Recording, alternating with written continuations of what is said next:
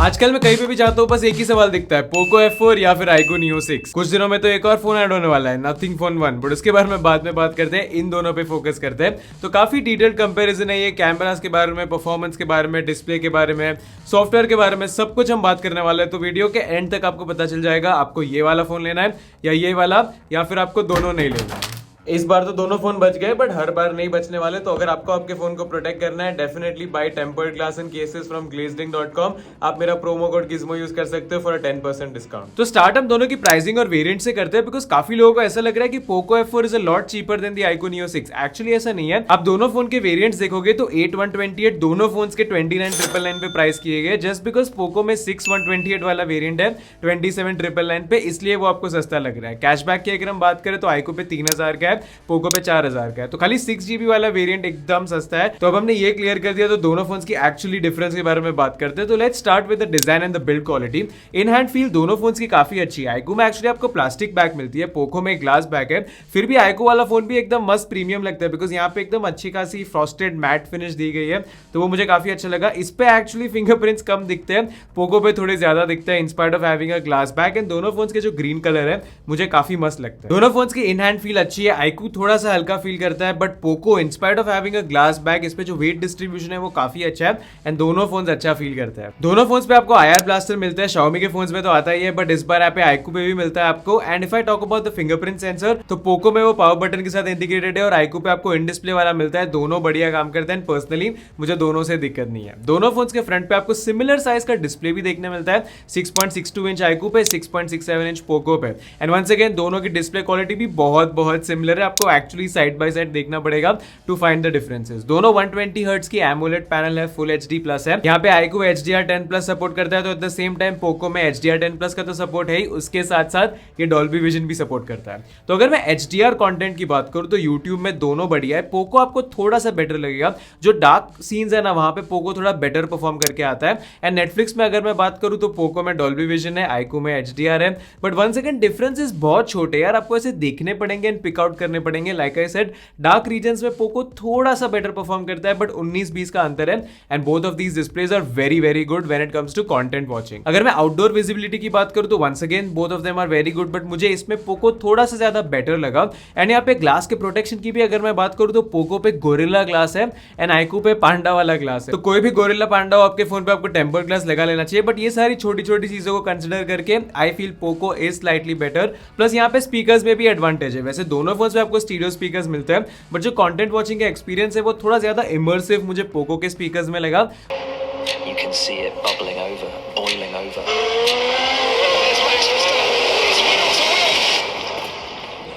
Max is kind of do or die. It's like you're either crashing or you're not going by. You can see it bubbling over, boiling over.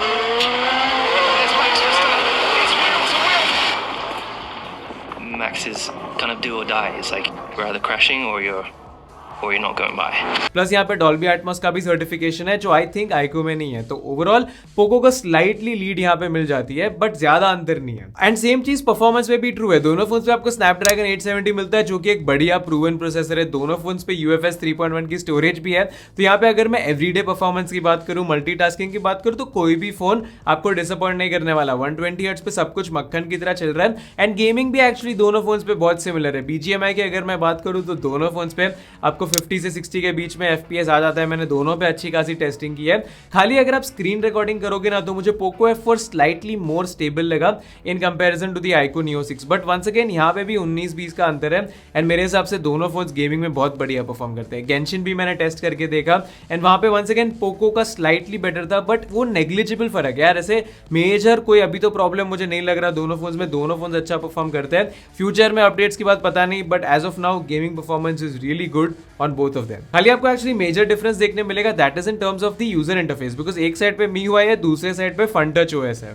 तो यहाँ पे personal preference पे depend करता है। अभी के लिए तो दोनों Android 12 पे रन कर रहे हैं। FunTouch OS पे आपको ब्लोटवेयर ज्यादा मिलता है। प्लस यहाँ पे ब्राउजर ऐप है इसका, जो अननेसेसरी नोटिफिकेशंस भेजता है। तो ये सारी चीजें हैं जो आपको पोको पे नहीं मिलती है। पोको पे भी ब्लोटवेयर आता है, बट वो नेटफ्लिक्स है एंड वो सारे एप्स है, तो वो आप यूज करते हो। एंड एक्चुअली Zili भी है जिसको आप उड़ा सकते हो। तो आई फील कि पोको थोड़ा ज्यादा क्लीन है, but then at the end of the day आपको आपके ऊपर डिपेंड करता है आपको कौन सा यूआई पसंद है, बिकॉज दोनों में काफी सारे फीचर्स है, दोनों में मुझे बग्स नहीं मिले, दोनों 120 हर्ट्ज पे स्टेबल है एंड दोनों फोन्स को 2 साल की अपडेट्स और 3 साल के सिक्योरिटी पैच मिलने वाले हैं, तो I don't think it's gonna be a problem.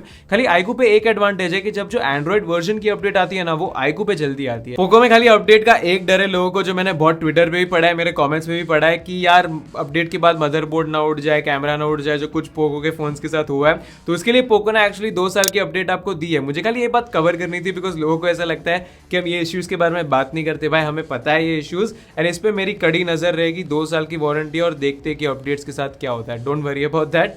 मुझे नहीं लगता इस पे कोई दिक्कत आनी चाहिए। My guess is as good as yours. तो अब तक यार सब कुछ सेम चल रहा है यार, ज्यादा मजा नहीं आ रहा। डिस्प्ले सिमिलर है काफी, फोन डिस्प्ले में ज्यादा अंतर नहीं है, परफॉर्मेंस में ज्यादा अंतर नहीं है, तो डिफरेंस है कहाँ पे?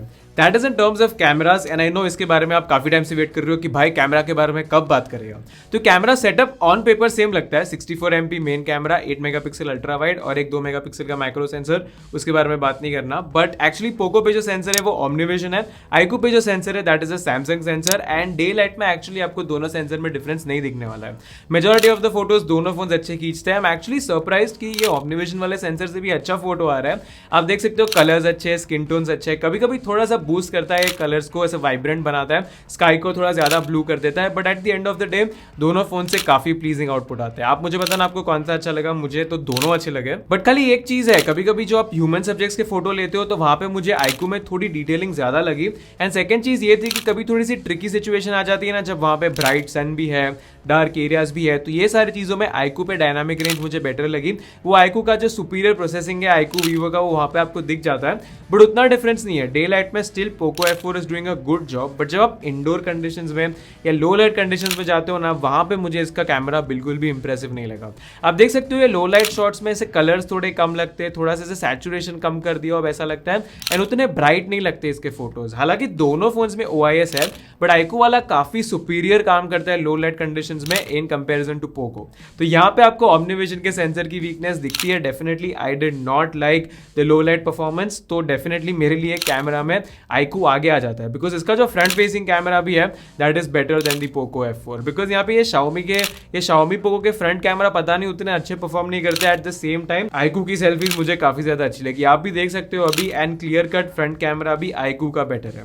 अल्ट्रा वाइड में उतना ज्यादा डिफरेंस नहीं लगा मुझे, दोनों ठीक ठाक काम कर लेते हैं। मैक्रो लेंस के बारे में बात ही क्यों करें हम, वैसे दोनों 4K 60 FPS पे रिकॉर्ड करते हैं, 4K 30 का सैंपल अभी मैं आपको दिखा रहा हूँ। दोनों पे सरप्राइजिंगली स्टेबलाइजेशन अच्छा है। यूजुअली ऐसे हम दो फोन कंपेयर करते हैं तो दिख जाता है difference, but both of them are very close. IQOO and Xiaomi दोनों अच्छा काम कर रहे हैं, एंड फ्रंट फेसिंग कैमरा से भी मैंने सैंपल लिया है, वो मुझे आईकू पे थोड़ा बेटर लगा। तो अभी हम रिकॉर्ड कर रहे हैं video from the front facing camera of the Poco F4 as well as the iQOO Neo 6। तो आप मुझे बताना कि कौन से फोन का ऑडियो ज्यादा बेटर है, बिकॉज यहाँ पे थोड़ा बैकग्राउंड नॉइस भी है। आईकू में एक्चुअली एक नॉइस रिडक्शन फीचर भी है, तो मैं वो चालू करके देखता हूँ। एंड अब आप मुझे बताइए कि इन दोनों में से कौन से फोन का क्वालिटी कैसा है, बैकग्राउंड नॉइस कैसा है, how is the overall audio and video, मुझे कॉमेंट से बताना।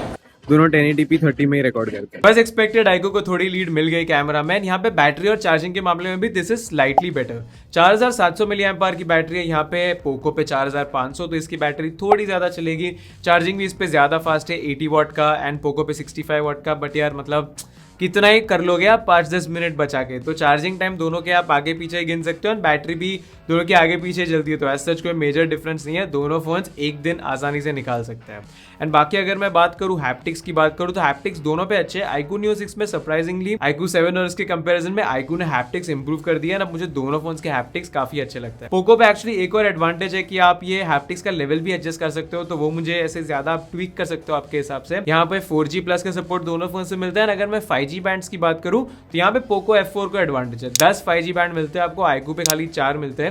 तो कौन से बैंड इंडिया में आते हैं उसके बाद पता चलेगा कि क्या सीन है, बट इसके 4 भी आई थिंक इनफ होने चाहिए। But it's always better to have more bands. अगर आप ट्रैवल वावल करोगे तो ये 10 बैंड आपके काम आएंगे। एंड प्रॉक्सिमिटी सेंसर दोनों फोन्स पे वो मोशन बेस्ड वाला मिलता है, तो यहाँ पे किसी को एडवांटेज नहीं है। अगर आप यूजुअली बात करोगे तो कोई दिक्कत नहीं आएगी, ऐसा नॉर्मल मोशन है आपका तो परफेक्ट, नो इश्यूज। बट अगर आप आड़े टेढ़े एंगल पे बात करोगे एंड थोड़ा सा ऊपर नीचे हो जाता है तो कभी कभी इश्यूज आ सकता है, बट सो फार दोनों फोन्स अच्छी तरह से परफॉर्म कर रहे हैं। ऐसे मैं डेलिबरेटली इश्यू क्रिएट करने का ट्राई करूंगा तो हो जाएगा, बट नॉर्मल यूसेज में दिक्कत नहीं आनी चाहिए। तो अभी हमने सब चीजों के बारे में बात कर लिया, and eight the end of the day conclusion देना बहुत डिफिकल्ट है दोनों फोन के बीच में। सबसे पहले तो अगर आपका टाइट बजट है तो पोको F4 का 6128GB is the best value for money, कुछ 24,000 में मिल रहा है। उससे ज्यादा वैल्यू आई डोंट थिंक कोई फोन दे रहा है। तो अगर आपको 6128 वाला वेरिएंट कंसिडर कर रहे हो, it is an absolute value for money device. 24,000 में ले लो, कंसिडरिंग कि आपको कैमरा थोड़ा ऊपर नीचे लो लाइट में उससे इशू नहीं है, तो I think you can go ahead with it, because Dolby vision वाला डिस्प्ले है, स्पीकर्स काफी बढ़िया है, बिल्ड क्वालिटी अच्छी है,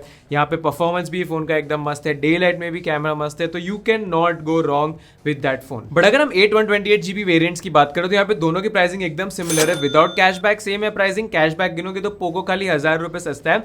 एंड मेरे हिसाब से फॉर दैट वन मुझे iQOO Neo 6 ज्यादा वेल राउंडेड प्रोडक्ट लगता है, बिकॉज सिमिलर प्राइस में आपको परफॉर्मेंस और सब कुछ तो सेम ही मिल रहा है, उसके साथ साथ आपको कैमरास भी बढ़िया मिल रहे हैं, पीछे भी आगे भी। तो iQOO Neo 6 comes out to be a more well rounded product at the same price.